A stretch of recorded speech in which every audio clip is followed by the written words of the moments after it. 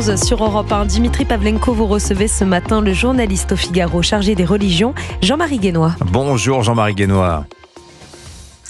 Bonjour Dimitri. Bienvenue sur Europe 1. Le monde a les yeux rivés sur le Vatican où les cardinaux électeurs vont se retrouver en conclave à partir de ce matin pour élire le successeur du pape François. Alors vous êtes sur place, vous suivez pour le Figaro ces événements aussi rares qu'importants pour l'Église catholique. Alors avant d'entrer dans les détails et les enjeux, un mot peut-être sur l'atmosphère qui règne au Vatican à l'approche de l'apparition du 267e évêque de Rome. Parce que c'est ce qu'est avant tout le pape, Jean-Marie Guénois.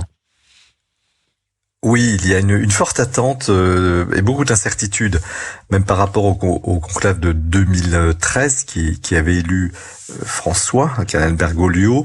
Là, il y a vraiment une difficulté de savoir qui va sortir, même si beaucoup pensent au cardinal Parolin, l'actuel ce qui était premier ministre du pape François.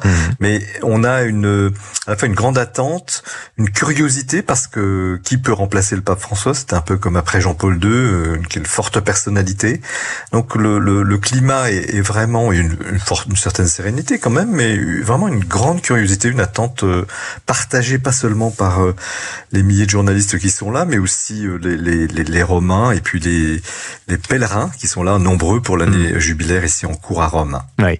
Alors c'est particulier, je le disais tout à l'heure, une élection papale, Jean-Marie Guénois, parce que c'est une élection entre frères. C'est ainsi que vous l'écriviez dans les colonnes du Figaro, je crois hier ou avant-hier. J'ai trouvé cette expression fort juste. Mais alors qu'est-ce que ça implique, cette élection fraternelle? Oui, j'ai mis beaucoup de temps à saisir la nature même de cette élection, parce qu'on a vite tendance à la qualifier de politique ou de temps avec des tendances, les conservateurs, les progressistes.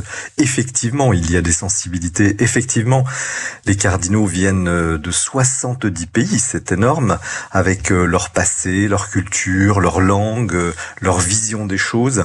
Et en définitive, le point commun, évidemment, ce sont tous des chrétiens, des catholiques. Ils croient au Christ et donc ils sont animés profondément par la volonté de transmettre cette foi au monde.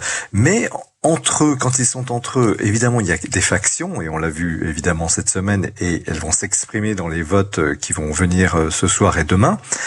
Mais il y a ce point commun d'une forme de fraternité où ils se considèrent tous d'abord égaux entre eux.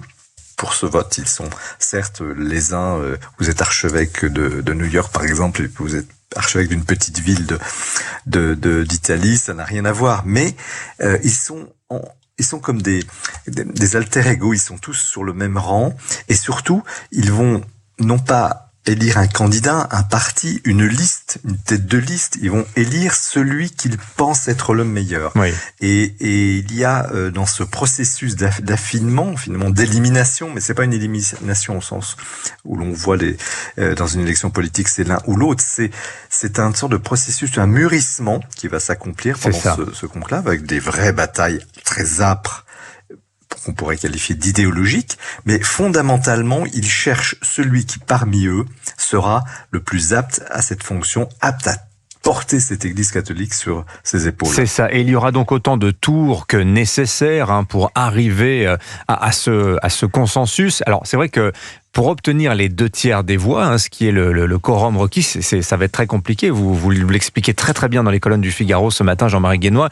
Il faut recueillir les voix de 89 cardinaux sur son nom. Le premier vote de ce soir est aussi très important parce que vous dites que c'est en quelque sorte une primaire qui va avoir lieu, d'où émergera finalement déjà un petit nombre de noms, Jean-Marie Guénois. Oui, j'ai beaucoup observé les différents conclaves précédents, à la fois dans l'histoire, mais dans ceux que j'ai vécu, les deux précédents, pour arriver à cette conclusion que le premier vote de ce soir a été pensé depuis longtemps, et là on retrouve la grande sagesse catholique qui finalement repose sur des siècles d'expérience. Donc jamais les cardinaux n'entreront en conclave un matin, parce que il est prévu qu'ils entrent justement l'après-midi pour n'avoir qu'un seul tour de vote. Et pourquoi, je me suis longtemps posé la question, mais pourquoi un seul tour de vote? Justement, ce sont des primaires, et là, apparaissent enfin, parce que les listes de papabilis, ce qu'on appelle les papabilis, ces gens, ces cardinaux aptes à devenir pape un jour, sont aussi des listes aléatoires. Mais là, pour la première fois depuis 2 semaines, les vrais noms vont sortir. Il y aura un leader. On pense ici, tout le monde pense que ça pourrait être le cardinal Parolin, donc l'ancien premier ministre du pape François, un Italien. Et puis un deuxième, un troisième, un quatrième, avec pour chacun 30, 25, 30, 15 voix. Et ça n'a l'air de rien, mais ce sont en fond les grands groupes qui vont faire cette élection. Et ils apparaissent seulement, en réalité, finalement, le sondage en grandeur nature, le sondage réel, ce sont ces primaires qui vont intervenir à peu près dans une heure après leur entrée, 1 heure après qu'on ait bouclé. Ces images sont absolument magnifiques, spectaculaires. Quand les portes de la Sixtine vont se refermer, eh bien, 1 heure après, les cardinaux auront la vraie photographie de ce vote. Et puis, ils iront ensuite dîner dans leur maison Sainte-Marthe. Et là, les discussions, les conciliabules, pour le coup, vont avoir lieu, ainsi que demain matin.